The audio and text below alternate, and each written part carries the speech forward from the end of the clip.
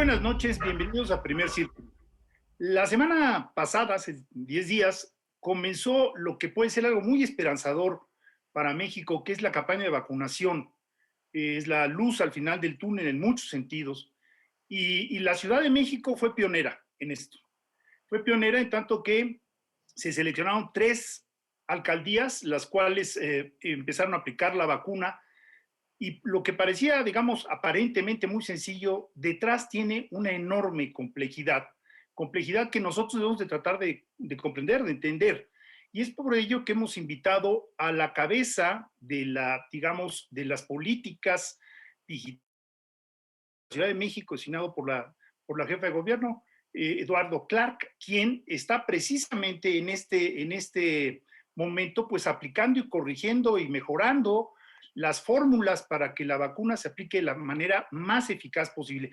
Y a mí se me ocurre, Eduardo, lo primero que se me viene a la mente, además de agradecerte que hayas accedido a venir al programa, es, oye, es que cada vacuna tiene su complejidad y ustedes están recibiendo distintos tipos de vacunas. ¿Cómo le van a garantizar que la segunda entrega, la segunda vacuna, sea de la misma marca? ¿Tienen más o menos contempladas las entregas o cómo?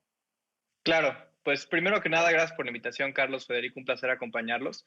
Justo detrás del plan de vacunación de la ciudad hay muchísima complejidad, no solo por la dimensión de nuestra ciudad, en la cual vamos a tener que aplicar a grosso modo entre 15 a 20 millones de dosis de vacuna en el siguiente año. Cada vacuna además es muy diferente a veces, ¿no? Hay vacunas que podemos hacer en una unidad de salud porque requieren estar a temperatura ambiente. Hay vacunas como la que vamos a empezar a aplicar esta semana que requieren estar siempre a menos 20 grados centígrados y suben de más de 2 grados y tienes que usarla en una hora. Cada vacuna es un mundo. En términos de la disponibilidad, tenemos suficiente garantía de que las personas a las que le estamos poniendo primera dosis, les vamos a poder aplicar la segunda. Lo que sí es que, y atiende una de las preguntas más comunes de la ciudadanía, este plan de vacunación por alcaldía está orientado principalmente a atender esa preocupación, que es que cada alcaldía sepa qué vacuna le toca y que podamos hacer un plan de segunda dosis adecuado para agarrar a toda esa alcaldía y asegurar que tengan la misma vacuna, que es la indicación fundamental de parte de las autoridades sanitarias. Pero cada una de las vacunas que aplicamos va a tener un protocolo ligeramente diferente. Unas van a ser en 70 unidades de salud, otras en 300, otras en 5. Cada cosa lo estamos viendo y estamos trabajándolo casi a la marcha, como va llegando la vacuna, porque este primer ejercicio de adultos mayores es el más importante tal vez en términos de reducir la mortalidad, pero es el más pequeño en términos de la escala. Tenemos que dimensionar concretamente que este es un ejercicio en el que vamos a aprender muchísimo para cuando tengamos que estar vacunando millones de personas al mes. Ahora, para las personas es un poco difícil entender qué viene. De hecho, cayó bastante de sorpresa que Magdalena Contreras y Coajimalpa estuvieran como parte de la primera ronda de vacunación de adultos mayores, que habían dicho que zonas rurales remotas. Aunque podrías alegar que Milpalta y Magdalena Contreras son rurales, remotas no son. Pareció una decisión de última hora. ¿Por qué esas y cuáles siguen? Digamos, un adulto mayor en Iztapalapa, ¿cuándo le va a tocar? O porque es bien importante manejar las expectativas de la gente. Nuestro calendario no da para manejar esas expectativas, no sabemos. Claro, y lo peor es que no les podemos dar una respuesta muy concreta porque depende de varios factores. El primero depende enteramente de la disponibilidad internacional de vacunas. Nos están llegando conforme van siendo producidas de menos a más. Esta primera entrega, por ejemplo, de la semana pasada de las primeras 3 alcaldías, fue 80,000 vacunas. La Ciudad de México tenía que empezar un programa de vacunación porque no es noticia para nadie que somos el epicentro del contagio en el país. Desafortunadamente así lo ha sido. Las áreas urbanas son más complejas y la Ciudad de México es por mucho el área urbana más compleja de México. En ese sentido, nos dijeron, tenemos 80,000 vacunas que llegan mañana. ¿Cómo nosotros como gobierno decidimos dónde aplicarlas? Hay distintas estrategias. Una que puede haber sido tal vez una popular hubiera sido, escoge a la gente más vieja dentro de los adultos mayores. ¿Cuál es el problema de eso? Que los adultos mayores de 80, 85 años están en toda la ciudad. Para aplicar 80,000 vacunas hubiéramos tenido que poner 300, 400 puestos de vacunación. Por eso elegimos nosotros hacerlo más bien a nivel de tener demarcaciones políticas completas, como son las alcaldías, y justo las 3 alcaldías con menos población, Milpalta, Magdalena Contreras y Coajimalpa, sumaban prácticamente el número de vacunas que íbamos a recibir. Esta segunda etapa de igual manera, nos están llegando 200,000 vacunas, tenemos prácticamente 200,000 personas en Iztacalco, Xochimilco y Tláhuac. Conforme nos lleguen cargamentos más grandes, podemos evaluar si es una alcaldía más grande completa como Iztapalapa o son dos pequeñas o medianas como Miguel Hidalgo y Benito Juárez. Todo depende de qué cantidades llegan, qué tipo de vacuna, porque también es importante que hay lugares más propicios a implementar una vacuna que otros. Por ejemplo, si vamos a hacer vacunación masiva, lugares como Coajimalpa y Magdalena Contreras sufren de lugares muy grandes donde puedas tener vacunación masiva. Entonces es una logística que vamos afinando día con día y no hay una fecha definitiva. Ahora, ustedes ya empiezan a ver, Eduardo, tú me corregirás, pero ya empiezan a ver algunas consecuencias, consecuencias favorables, buscadas, de la vacunación de la semana pasada. ¿Cómo está la hospitalización en la Ciudad de México? ¿Cómo ha evolucionado en estos días? Mira, nosotros todavía creo que es increíblemente temprano para ver alguna consecuencia de la vacunación. De hecho, aprovecho para repetir lo que me han pedido los médicos que repita constantemente, es que hoy te vacunes no significa que no te puedas contagiar mañana, pasado o en 3 días. Es importante que sigamos tomando las mismas medidas de prevención por lo menos 10, 12 días y en realidad hasta la segunda dosis para tener buena confianza.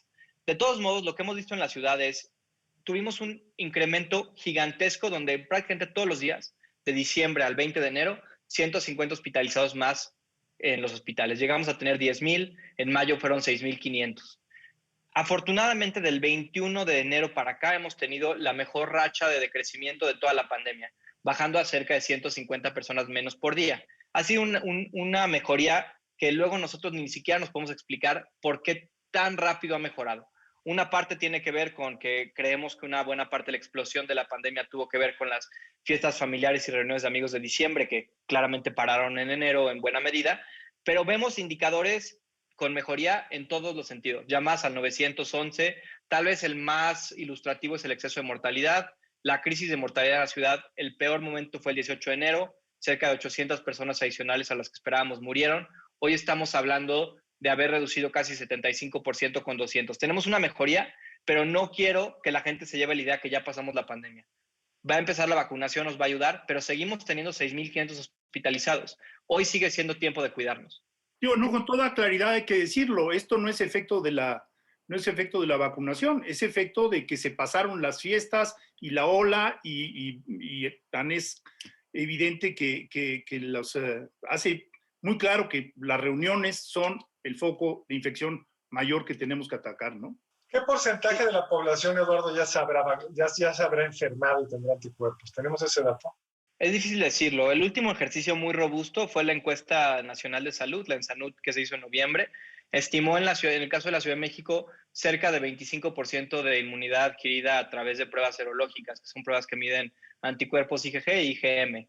Yo creo que es factible haber subido otros 15, 20% en los últimos meses, pero claramente es pura especulación. Lo que sí les puedo decir es que en términos de contagios, en términos de identificación, la curva de diciembre sí fue algo, una escala mucho mayor de la de mayo. Creo que, ¿por qué lo digo? Porque creo que hubo muchos más contagios aún de los que esperábamos en muchos sentidos, pero también hemos mejorado en términos de atención y recomendaciones de cómo no contagiarnos. Una de las dudas que todo el día atendemos nosotros es, ¿por qué con 6,500 hospitalizados están reabriendo la ciudad? Tiene que ver con que, bueno, primero, por un lado, la crisis económica está a unos niveles muy fuertes en ciertos sectores, pero también porque hemos aprendido muchísimo. Sabemos qué cosas reducen de manera importante el riesgo de contagio, como estar a espacios abiertos, si vamos a ver a nuestros familiares, hacerlo en un jardín, ese tipo de cosas, versus lo que sabemos que es un problema, que no sabíamos hace un año que era tan problema, que es espacios cerrados, larga permanencia, mucha concurrencia. Por eso tenemos que balancear. Hay aprendizajes que nos hacen que este semáforo rojo y semáforo naranja sea diferente del año pasado y aún podamos ver mejorías. Oye, hay un tema que le preocupa mucho a los padres, yo no tengo los chicos afortunadamente, es cuándo se van a reabrir las escuelas. Que es un tema que está generando yo creo, un dolor familiar y una cicatriz social entre los niños que no están yendo a la escuela. ¿Cómo están los planes de la ciudad al respecto? Sé que es prematuro porque hasta que no tengas ciertas condiciones, pero ¿cómo lo están viendo? Sí, hay un par de consideraciones. Bueno, la primera es no les puedo dar a nadie ninguna fecha de nada porque dependerá semana con semana. Las escuelas presentan dos problemáticas.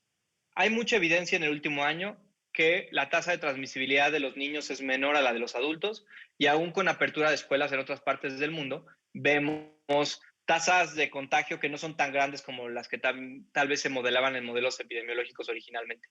Desafortunadamente, las escuelas traen una dinámica adicional, que es abrir escuelas, lo que también detona es una movilidad gigantesca en todos los sentidos de transporte público, de tráfico. No es solo pensar en las escuelas en un vacío. Claramente, de todos modos, no estamos en la circunstancia de abrirlas, pero abrir las escuelas conlleva una serie de pasos adicionales que hacen una liberalización de la movilidad de la ciudad y de la interacción entre las personas mucho mayor que simplemente el tema de que niños estén tomando clases. Por eso es un tema tan complejo para el que todavía nos falta un rato, siquiera para empezar a hablar de los protocolos. Todavía antes de eso, creo que hay muchas actividades que tenemos que ir abriendo de manera paulatina previo a la apertura de escuelas. Ahora, Eduardo, de la semana pasada a esta semana en que van ustedes a reiniciar, digamos, la vacunación, o ya reiniciaron la vacunación, hay varias lecciones en donde es muy importante que la ciudadanía colabore. Por ejemplo, la semana pasada hubo momentos de gran aglomeración en algunos sitios por desesperación. Entonces hay que hacerles ver que, digamos, hay suficientes vacunas y que pueden tomar las cosas con calma, que pueden ir a las 2 de la tarde, si esa es la hora que se les indica, y que estará garantizada la vacuna. Pero, ¿qué otros cambios introdujeron? Claro, mira, el primer cambio que hicimos, y creo que siempre vale la pena tener un poco de humildad, es hicimos todo en un par de días, la planeación, la logística, a partir del momento que nos dijeron que iba a llevar la vacuna.